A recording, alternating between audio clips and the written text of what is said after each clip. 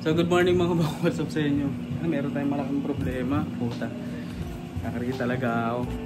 Ang oras natin ngayon is alas 9 na. Kinanghali ako ng gising no?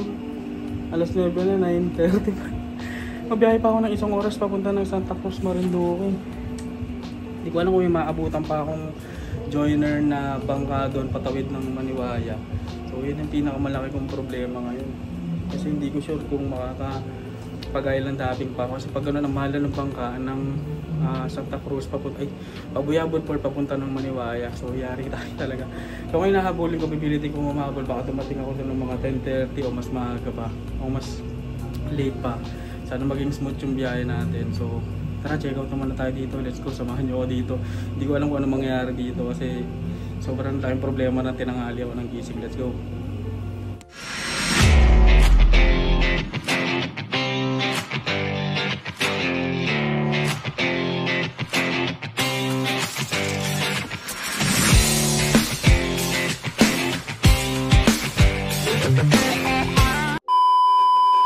So tara, labas na tayo. Kailangan natin mag-ano.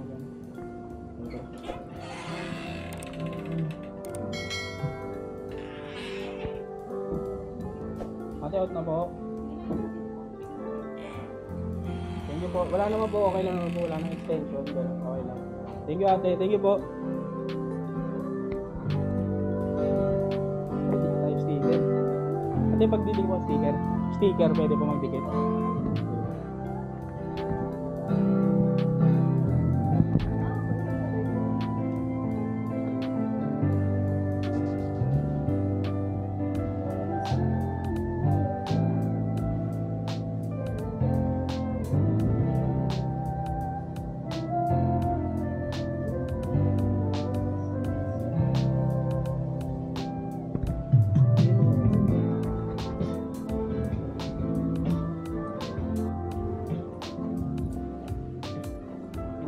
Talaga. Ayo. Hindi lang nakapagpasalamat sa owner. Sobrang bait ng owner dito. So try nyo dito sa Rendezvous Beach House. Sobrang solid, sobrang babait ang tao dito. Tsaka yung may-ari sobrang bait. Beach out ang flat. Lalagay ko na lang dyan kung ano yung mga freeze dito. Mga free dito sa kanila. So sobrang dami. Talaga mag-enjoy kayo. Lalo kung grupo kayo.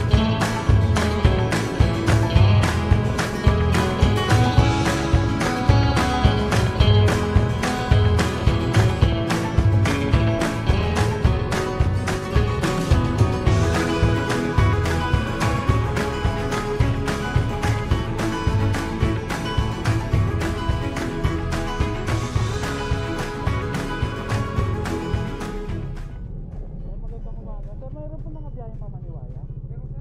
Ang kahit pang joiner sa wala mag-isa? Biyahe. Meron na yan. Kaya na yan pa yung biyaheng Maliwaya? Na yan pa to sir? Magkano po sir ang terminal? 22 pesos.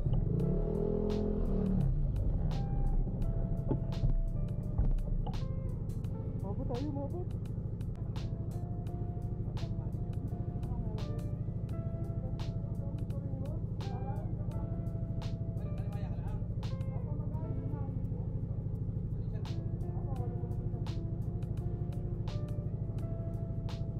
So yung umabot ako.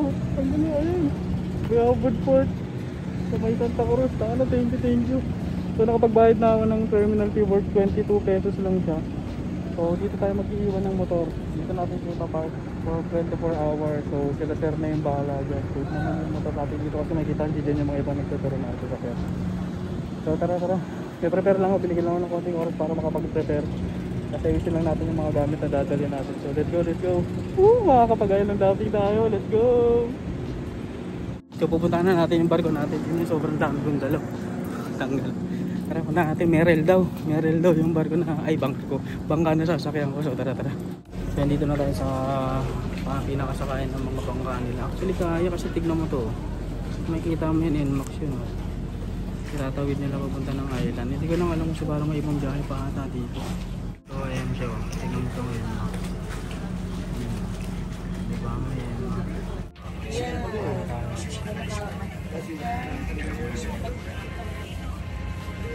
wait na lang natin umalis.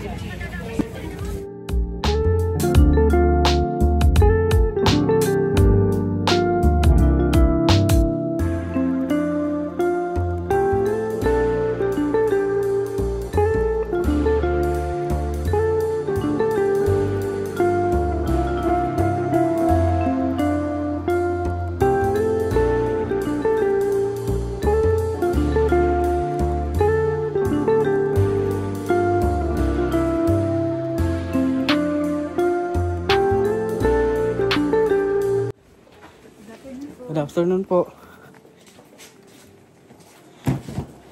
Ma'am, magkano po ang ano? Apo? Anong preferred niyo, sir? Aircon o fan ko? Sa aircon po, magkano? Pwede na bigay sa'yo ng kasi nakita ka lang. 2K? Okay. Overnight lang ba? Apo, overnight lang po. Bukas din po ng morning. Anong oras pong pinakamaagang biyahe pabalik ng Buyabod? Yung ano po, 6:30 to 7. Yun, hanggang ano lang naman po, 6:30. Mahalaga, mahabol ko rin yung ano. Pero hanggang 2K lang po talaga.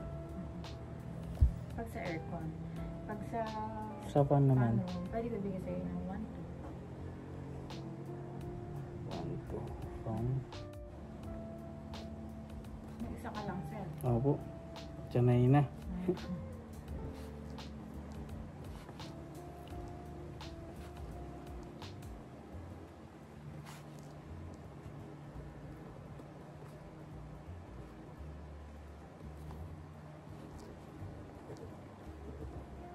Pag fan ba ma'am, mainit siya? Mainit naman dyan sa loob pag naka-fan, hindi naman. Hindi naman siya. Kasi Sa ngayon, sir, mainit kasi. Pero sa hapon, malamig naman. sinisip ko kung gabi na ako mga oras. Sige ma'am, yung aircon na lang po. Check ko muna, sir, aircon. Hindi na talaga kayang bawasan yun ma'am. Sir, 2.5 kasi yun. Saka ma'am, ang menu na lang din po ng pagkain para makatingin din ako. Thank you po. So, chine-check na ni ate yung room. Kung ano na, parang wala silang guest kasi dito sa logbook ako lang mag-guest. Parang wala silang guest pero sobrang ganda dito. Ang ganda. Kasi yung pinaka-beach fruit nila. So, mamaya tatambay tayo dyan pagka-uwi natin. So, pipilitin ko makasama dun sa island hopping. Doon kay kuya. Hindi ko natanong yung pangalan niya eh.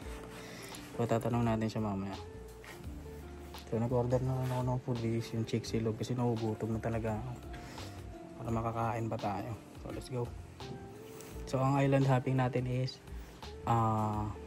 ayun, yung sandbar tapos yung rock formation. Sana mapuntahan natin siyang dalawa.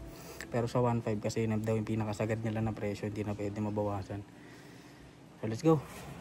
Hoping na maging successful itong island hopping natin. Solo island hopping. First time kong ginawa ito sa tanan ng buhay ko. Let's go.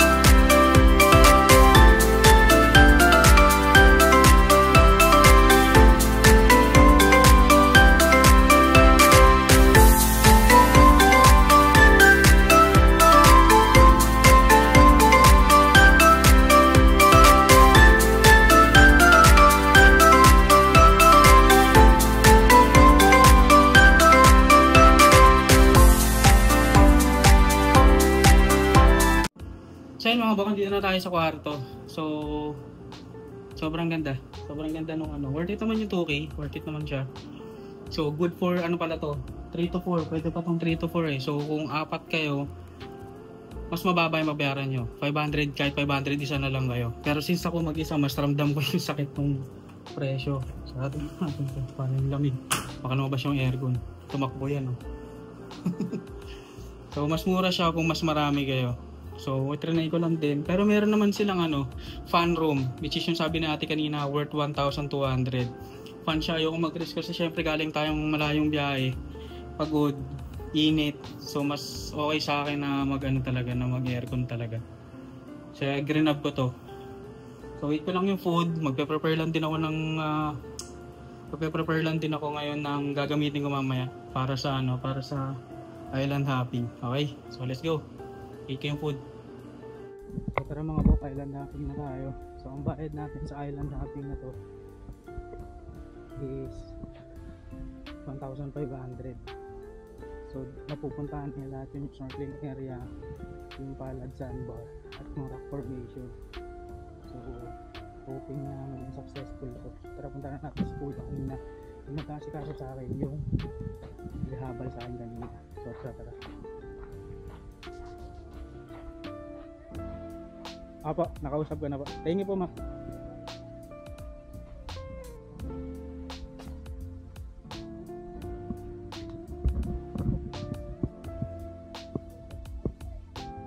Ito. Sige, thank you po. Ayan, Three Brothers Beach here. So, si kuya. Pang duo.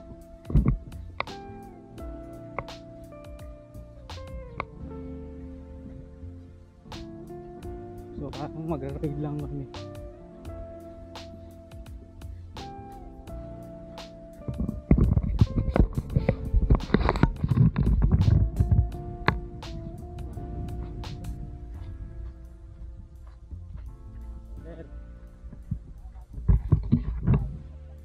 Sige po. Dalawa lang tayo, sir. Para tayong duo ride lang nito, sir. Sir, pangalan niyo po? Ice po, Ice. Ito si Kuya Peter, ang Philippine looper na nakilala ko dito sa Maniwaya. Isang bangkero / habal-habal rider na halos matapos na ang Philippine Loop na pinapangarap ko din. Alam niyo bang Buskala na lang ang hindi niya pa napupuntahan sa buong Pilipinas?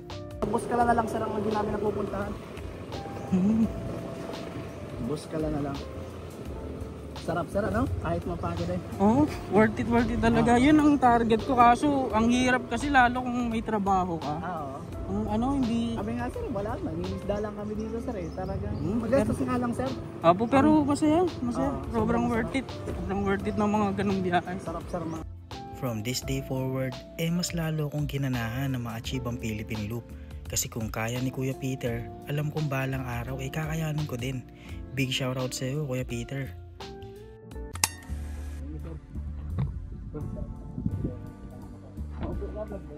Apo, sir. Ayan, baka duo ride lang pala kami, sir. Dalawa lang kami. Kailangan mag-live ba, sir?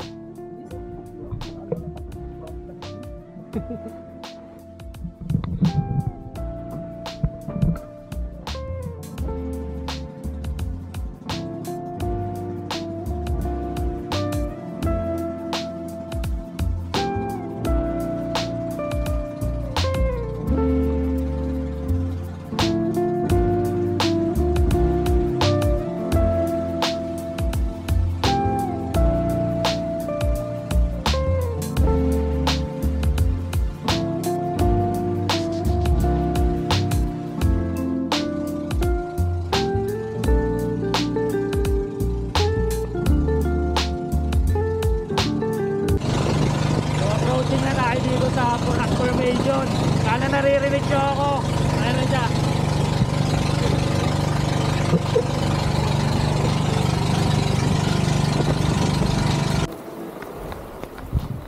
Pinagdaanan.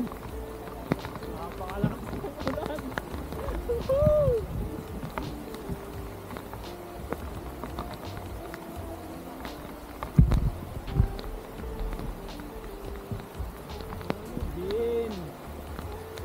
Mga turista rin palang nagdodor. Feeling ko hindi pa sila umaalis gawa nga ng ang lakas pa ng ulan.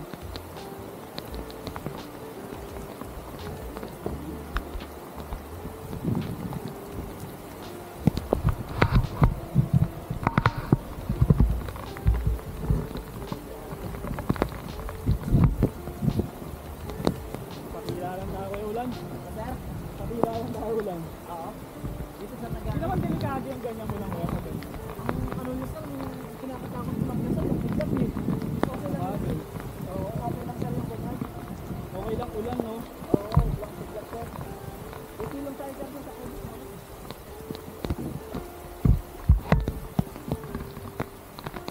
So ayun, mas okay pala ang Biglang lakas sabi. Tulad din ako, biglang bumuhos ang ganun pala. Kaya nga.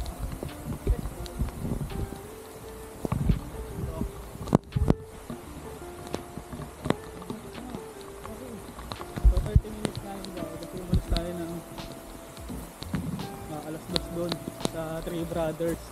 So dumating tayo dito ng 2:35. So nandun doon ganun lang din naglalaro. Ang ganda. Sayang di ako makakapag-filter gamit yung iPhone. Pero ang ganda.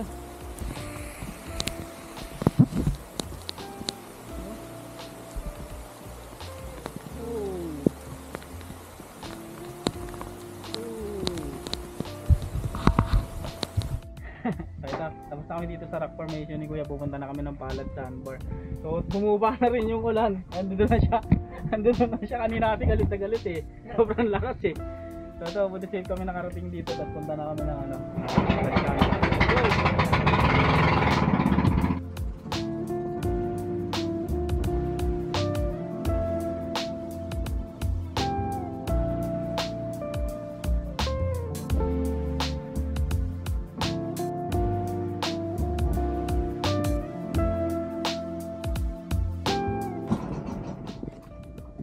Kailangan talaga lumangoy sir pumunta ka.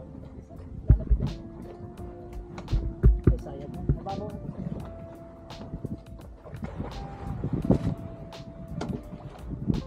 Sa gitna. Ay sir, upo ka na ito. Paupo lang. Puro buhangin yan sir. Opo, upo ka na. Sa gitna ng laot. Angas.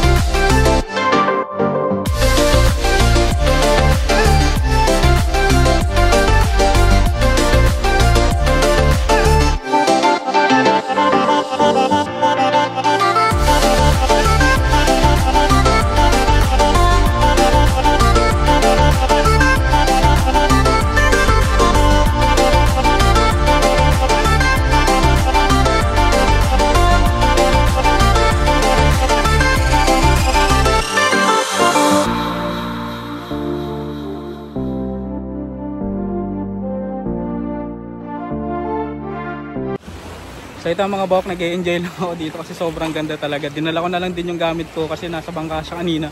Kaya kinuha ko na lang. So ito. Sobrang ganda. Pusang gala, ito yung 1.5 na sulit. Sabi ko nga sa inyo, sobrang sulit na itong 1.5 na to. Hindi kayo magsisisi. Dalawa lang siya. May isa pa snorkeling. Kaso sabi ko wag namin pumunta ron. Kasi kahit may dala akong snorkel, hindi, sabi ko wag na. Ito ko natignan ko naman, sobrang ganda oh. Ewan ko na lang talaga. Okay, ito na yun. After nito, ayain ko na si Kuya. Balik na kami dun sa Three Brothers Resort. Para naman kahit paano makapag-shoot din ako ng mga clips dun. So solid. Yun lang masasabi ko, solid. Inulan man kami kanina ni Kuya. Sabi nga niya, di bali ng umulan, wag lang daw talaga yung kumikidlat sa dagat kasi mas nakakatakot daw yun. No? Kung tutusin, mas safe pa daw kahit paano yung umuulan kaysa sa may kidlat. So tara, balik na tayong Three Brothers para makapagpahinga din tayo. Let's go. So finally, yan, dito nakabalik na tayo dito sa resort ng Three Brothers. So ito yung kwarto natin, pasok muna tayo, pahinga muna tayo. Charge na rin natin yung mga gadget na dala-dala natin. Balikan ko kayo mamaya. Let's go. So tara, dinner na tayo guys. Ipaluto na ako ng maaga para maaga tayo makaplasta. So tara. Ito yung dinner natin. Chiksilog tsaka chiksilog lang.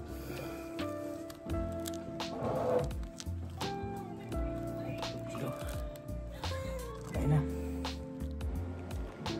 So yun mga bok, after nga natin mag-dinner, ginagawa ko talaga yung dinner para di ako masyadong malate kasi dapat makapagpahinga na ako ng mas maaga. Gawa nga ng yung biyahe bukas from Maniwaya pabalik na Santa Cruz sa Boyabod Port isang beses lang nangyayari daw pala dito kada araw, which is 6:30 AM.